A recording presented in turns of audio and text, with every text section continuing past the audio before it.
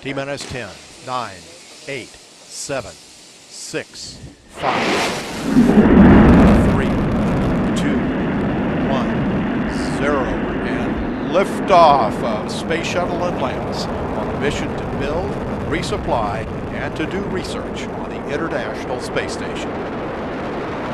Houston now controlling. Atlantis begins its penultimate journey to shore up the International Space Station.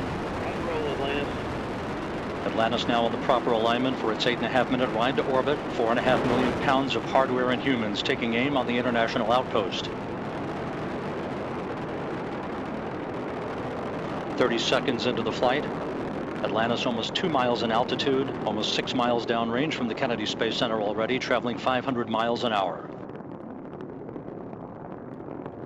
The 3 liquid fuel main engines now throttling back to 72% of rated performance, going into the bucket, reducing the stress on the shuttle.